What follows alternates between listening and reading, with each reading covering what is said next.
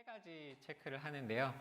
먼저 성경이 원어 성경인 그리스 언어 신약 경우에 그리스 언어의 바탕에서 그것과 같은 내용을 가지고 있는지에 대한 그것을 체크해 주시는 정확성을 체크해 주시고요. 또 번역된 말이 그 번역되어지는 말로 명확한 표현을 쓰고 있고 또 자연스러운지를 체크를 해 주십니다. 2019년에 오늘 본문의 내용을 캐나다에서 오신 컨설턴트 분과 체크하고 있었던 일을 바탕으로 오늘 말씀을 준비했습니다. 먼저 오늘 말씀의 내용을 보도록 할게요. 말씀에는 간질병에 걸려있는 아들의 병을 고쳐달라고 온 예수님에게 온 한 아버지가 나옵니다. 그의 아들은 간질병에 걸려서 증세가 찾아오면 불에도 뛰어들고 물에도 뛰어들 정도로 심각한 상태입니다. 그런 와중에 예수님의 제자들도 병을 고치고 기적을 행한다고 들었던 그 아버지가 자신의 아들을 데리고 예수님의 제자들을 먼저 찾아갑니다. 하지만 제자들의 어떠한 노력에도 그 아들은 고쳐지지 않았고 같은 내용을 담고 있는 마가복음을 보면 그로 인해서 제자들과 아버지 사이에 다툼도 있었다는 것을 알 수 있습니다. 오늘 말씀은 예수님의 변화산 사건 바로 후에 있는 말씀입니다. 변화산에서는 예수님께서 베드로, 야고보, 요한에게 자신의 영화로운 모습을 보여주십니다. 그것을 통해서 그분이 정말로 구약에서 계시하고 있었던 바로 그 메시아 되심을 증명해 주시는 사건이었는데요. 그렇게 영화로운 모습을 보여주시지만 그 후에 말씀하시는 것은 영광과 승리의 말씀이 아니고 오히려 그것과는 반대되는 자신의 고난과 죽음을 말씀하시고 예고하시기를 시작하십니다. 그 산 위에서는 하늘의 영광이 보여지면서 구약 시대를 대표하는 믿음으로 자신의 삶을 살았던 모세와 엘리야가 등장을 하며 예수님과 대화하는 모습이 보여집니다. 하지만 땅에 내려오니 예수님의 눈에 보여지는 것은 믿음이 없는 제자들의 모습입니다. 그 믿음이 없는 제자들을 보고 한탄하시며 그 간질병에 걸린 아들을 고치시고 믿음에 대해서 가르쳐 주시는 것이 오늘 말씀의 내용입니다. 20절에 나오는 산이라는 것은 우리 눈에 보이는 실제의 산이 아니고 성경에서 어려움과 고난, 불가능해 보이는 어떤 것들을 상징하는 단어로 주로 쓰이는 단어입니다. 이렇게 조금 문맥을 살펴보면 예수님께서는 이 일을 통해서 마지막 때, 즉 그의 고난의 시작으로 고난의 때를 살아가게 될 그의 제자들과 당신의 교회에게 또 우리들에게 가장 필요한 것이 바른 믿음이라는 것을 가르쳐주고 계신 것 같습니다. 19절, 20절 말씀을 다시 한번 보도록 하겠습니다. 저희 다 같이 한번 읽어볼까요? 하나, 둘, 셋. 제자들이 이르되 우리는 어찌하여 쫓아내지 못하였나이까? 진실로 너에게 이르노니 만일 너희에게 믿음이 겨자씨 한 알만큼만 있어도 이산을 명하여 여기서 저기로 옮겨지라 하면 옮겨질 것이요 또 너희가 못할 것이 없으리라. 아멘. 조금 전에 말씀드렸던 것처럼 저희 팀과 2019년에 이 구절을 캐나다에서 오셨던 컨설턴트 분과 체크를 하고 있었는데요. 컨설턴트 분께서 번역가들에게 왜 겨자씨 한 알만큼만한 믿음이라고 예수님께서 물어보셨는지, 왜 그렇게 물어보셨는지에 대해서 물어보셨습니다.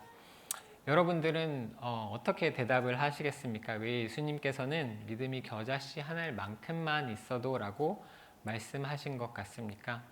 그 질문을 들은 제 마음속에는 이렇게 당연한 질문을 왜 하시지? 겨자씨가 작아서 그렇게 말씀하신 거 아닌가? 그들의 작은 믿음을 꾸짖고 계신 것이 아닌가 하고 생각을 했습니다. 실제로 다른 번역본들을 보면 이 구절을 이렇게 번역을 하는데요. 잘 보시면 다들 그 겨자씨의 크기에 대한 말을 한다라고 이제 번역을 해 놓은 것 같아요. 근데 ESV를 보시면 if you have faith like a grain of mustard seed라고 근데 여기서 like라고 번역을 했는데 size라는 그런 개념이 없이 그냥 중립적인 그런 원어에 더 가까운 번역을 했고요.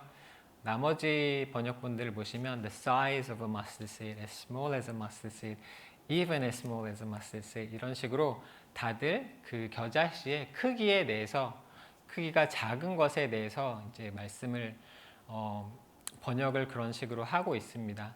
그래서 저도 그렇게 생각을 했었고요. 그런데 그 질문을 들었던 저희 번역가들 중에 한 명의 대답이 조금 달랐습니다. 그 나라의 말로 이렇게 대답을 했는데요. 까론, 셰비지, 니쿠 한국말로 번역을 하면 왜냐하면 그 씨앗이 완벽하니까요 라고 대답을 한 것입니다. 저희 컨설턴트 분께서 조금 의아해하시며 왜 씨가 완벽한지를 물어보셨습니다. 번역가는 씨 안에는 이미 그 씨가 자라나서 나무가 되고 열매를 맺는 데 필요한 모든 것들이 이미 완벽하게 있다라는 뜻이다라고 대답을 했습니다. 그 대답을 듣고 컨설턴트 분께서 조금 생각을 하시더니 그런 대답은 처음 들어봤지만 그렇게 볼 수도 있고 그렇게 보는 것이 더 맞을 수도 있겠네요 라고 말씀을 하셨습니다. 여러분들은 어떻습니까? 오늘 구절에 나온 그 겨자씨를 생각해 보시며 그렇게 생각을 해 보신 적이 있으신지요? 또 조그만 씨를 보시며 그런 생각을 해본 적이 있으신지요? 참고로 그 자리에 있었던 번역가들은 깊은 산 속에서 농사를 하며 살아가는 농사꾼들이었습니다. 그들의 세계관으로 보면 씨앗이라는 것이 참 중요한 것이고 비록 작아 보일지라도 그 안에 이미 필요한 것들을 다 가지고 있는 작지만 완전하고 온전한 것이라고 보여진다는 것을 저희들에게 보여주는 사건이었던 것 같습니다. 농사꾼의 눈으로 씨를 볼 때 그냥 단순히 작고 미약한 씨가 보여지는 것이 아니라 그 씨로부터 시작해서 자라날 커다란 나무와 그 나무의 열매를 벌써 볼 수 있다는 그들의 세계관을 보여주는 것입니다. 말씀에서 예수님께서 너희들의 믿음이 작은 까닭이니라 라고 말씀을 하셨는데 그 한글로 작다라고 번역이 된 그리스어의 올리고 피스티스라는 단어는 신약에서 이곳에 단 한 번 쓰여진 단어라고 합니다. 그와 비슷한 올리고 피스토이라는 말은 마태복음 8장 26절에 예수님께서 제자들에게 믿음이 작은 자들아라고 말씀하시며 쓰였던 곳에도 나오는데요. 올리고라는 말은 작다라는 뜻도 있지만 모자라고 부적합하다라는 뜻도 가지고 있는 단어입니다. 씨와 비교해서 단순히 크고 작음을 비교하기보다 만약에 씨가 가지고 있는 어떤 성질에 대한 비교라고 한다면 예수님께서 여기에서 말하고 계신 믿음을 작은 믿음 또 적은 믿음이라고 보기보다는 부적합하고 불완전하고 온전하지 못한 믿음으로 보는 것이 더 맞을 수도 있을 것 같습니다. 이렇게 이해를 한다고 하면 이 구절을 이렇게 번역할 수도 있을 것 같습니다. 이르시되 너의 믿음이 온전하지 못하기 때문이다.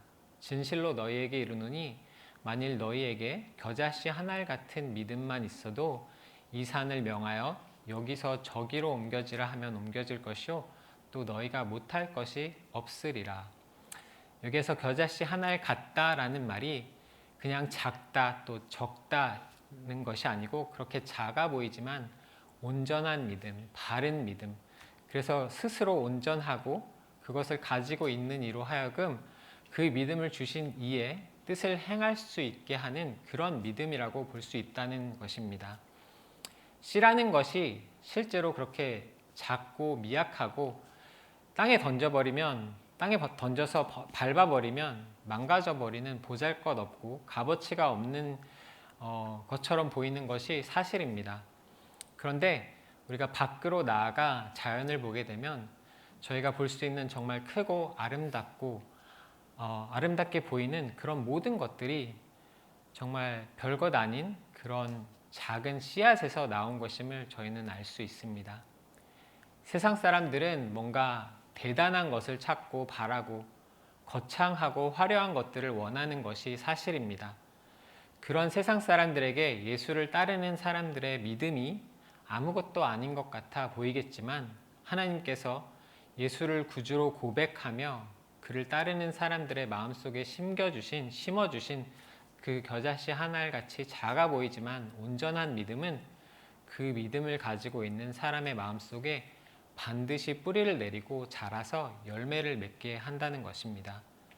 그 믿음을 가진 사람들이 하나님 당신께서 원하시는 믿음의 사람으로 반드시 자라게 하시고 하나님께서 말씀하신 것들이 그분의 약속하신 것들이 반드시 이루어질 것임을 어떤 상황에서도 흔들리지 않고 그분을 신뢰하며 의지하는 사람으로 자라가게 한다는 뜻입니다. 그렇게 보면 오늘 말씀에서 예수님께서 제자들에게 그들이 가지고 있는 믿음이 정말 하나님에게로부터 오는 그런 완전한 믿음인지를 묻고 계신 것이고 그들의 믿음이 큰 것이냐 작은 것이냐를 묻고 계신 것이 아니라는 말이 된다는 것입니다. 예수님께서는 이러한 믿음에는 능력이 있다라고 이 산을 명하여 여기서 저기로 옮겨지라 하면 옮겨질 것이요 또 너희가 못할 것이 없으리라 이렇게 말씀을 하십니다. 실제로 산을 옮길 수 있는 슈퍼맨이나 원더우먼 같은 초능력의 힘을 가지게 된다는 것이 아니고 산처럼 어려운 상황과 고난을 그 겨자씨 하나같이 작아 보이지만 온전한 믿음을 가진 믿음의 사람들이 그런 고난과 어려움을 극복해낼 수 있는 힘을 가지게 될 것이다 라고 말씀을 하시는 것입니다. 로마서 4장 18절부터 22절 말씀에 보면 바울 사도가 아브라함에 대해서 이렇게 말씀을 하십니다. 저희 다 같이 읽어보겠습니다. 하나, 둘, 셋. 아브라함이 바랄 수 없는 중에 바라고 믿었으니 이는 내 후손이 이같으리라 하신 말씀대로 많은 민족의 조상이 되게 하심이니라. 그가 100세나 되어 자기 몸이 죽은 것 같고 사라의 태가 죽은 것 같음을 알고도 믿음이 약하여지지 아니하고 믿음이 없어 하나님의 말씀을 믿음으로 견고하여져서 하나님께 영광을 돌리며 약속하신 것들을 또한 능히 이루실 줄을 확신하셨으니 그러므로 이것이 그에게 의로 여겨졌느니라. 아멘. 19절에 믿음이 약하여지지 아니하고 또 20절에 믿음이 없어 하나님의 약속을 의심하지 않고 믿음으로 견고하여져서라고 오늘 말씀에 이렇게 쓰여져 있는데요. 바울 사도가 아브라함의 믿음에 대해서 말씀하실 때 그 믿음이 아브라함을 지탱해주고 그로 하여금 하나님의 말씀을 그분의 약속을 의심하지 않게 한 것처럼 말씀을 하십니다. 그의 믿음이 강해서 그가 세게 믿고 그가 큰 믿음을 가져서 그가 그렇게 의심치 않고 믿었던 것이 아니고 그의 믿음이 그를 강하고 견고하게 해서 그를 하나님 앞에 의로운 사람으로 여겨짐을 당하게 하였다는 것입니다. 그의 크고 강한 믿음이 하나님의 약속과 그분의 능력을 의지하게 한 것이 아니라 그가 가지고 있는 하나님과 동행하며 자기 자신을 알게 되고 하나님의 신실하심을 알았던 그에게 있었던 그 올바른 믿음이 그를 불가능해 보이는 그 큰 산 앞에서 강하고 견고하게 지켜주었고 그로 인해서 그가 불가능의 산을 넘어 하나님 앞에 의로운 사람으로 세워졌다는 것입니다. 실제로 저희가 섬기는 나라에서도 그런 믿음의 능력을 목격하게 될 때가 있습니다. 회교 가족에서 태어났지만 진리의 복음을 듣고 자신들의 생명에 위협이 오는 것을 알면서도 믿음 생활을 시작하는 수많은 사람을 보았습니다. 저희와 같이 일을 했던 한 형제는 결혼을 했고 아이도 둘이 있는 사람입니다. 결혼을 하고 둘째 아이가 생긴 후 얼마 되지 않았을 때 예수님의 복음을 전해 들었고 믿음 생활을 시작했는데 그것을 안 그의 삼촌이 그를 죽이려고 한 사건이 있었습니다. 그 후에 집에서 도망을 나와서 수도로 가게 되었고 그곳에서 감사하게도 선교단체에서 일을 구해 열심히 일을 하는 형제입니다.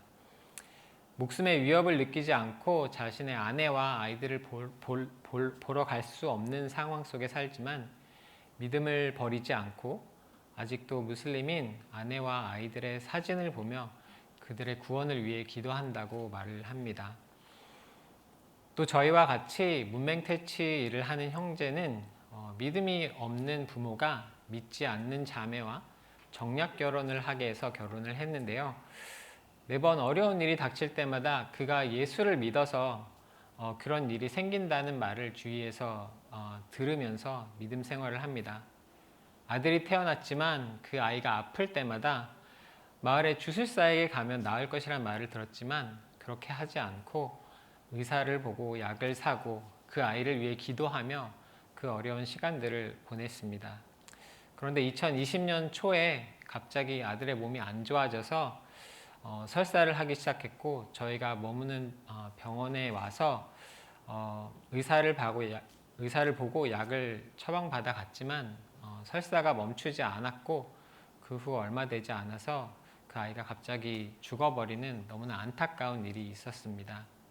더 안타까운 것은 그 후 몇 달 후에 좌절한 그의 아내가 농약을 먹고 스스로 목숨을 끊어버리는 일도 있었습니다. 하지만 그 형제는 꿋꿋이 믿음을 지키며 기도하며 어려움을 극복해가는 모습을 주위에 있는 사람들에게 보여주었습니다. 2020년 말에 저희가 다시 돌아가서 그 형제를 만날 수 있는 기회가 있었는데요. 저는 마음이 아파서 어떻게 위로해 줄까를 생각하며 고민하고 있는데 오히려 그런 저에게 와서 제 안부를 묻고 묵묵히 자신에게 주어진 일을 하며 말씀을 보고 기도하며 주위에 있는 사람들에게 예수를 증거하는 삶을 보여주며 그렇게 살아가는 모습을 저에게 보여주었습니다. 무엇이 이 형제들에게 죽음의 위협 앞에 또 핍박 앞에 굴하지 않고 계속해서 예수님을 따르는 삶을 사는 힘을 주는 것 같습니까? 이들이 남들보다 더 좋은, 더 큰 믿음을 가진 것이 아니고 이들이 가지고 있는 믿음이 바로 하나님에게서부터 온 그 온전한 믿음이기 때문입니다. 그 온전한 믿음은 성경에서 가르쳐주는 진리에 근거한 믿음입니다. 바울 사도는 로마서 10장 8절부터 11절 말씀에 이렇게 말씀하십니다. 다 같이 읽어볼까요? 8절부터 10절 하나 둘 셋. 그러면 무엇을 말하느냐? 말씀이 내게 가까워 내 입에 있으며 내 마음에 있다 했으니 곧 우리가 전파하는 믿음의 말씀이라. 내가 만일 내 입으로 예수를 주로 시인하며 또 하나님께서 그를 주인다고 하나님께서 내 마음에 이르면 구원을 받으리라. 내가 믿어 위에 있고 너의 지나야 구원에 이르느니라. 아멘. 여기서 바울 사도가 말하는 예수를 주로 시인하며 또 하나님께서 그를 죽은 자 가운데서 살리신 것, 이것이 성경에서 저희에게 말하고자 하는 진리를 요약하고 또 요약한 것인데요. 바른 믿음을 가진다고 하는 것은 여기서 바울 사도가 말하는 이 진리를 믿고 고백을 한다는 것입니다. 여기서 중요한 것이 예수를 주로 시인하는 것인데요.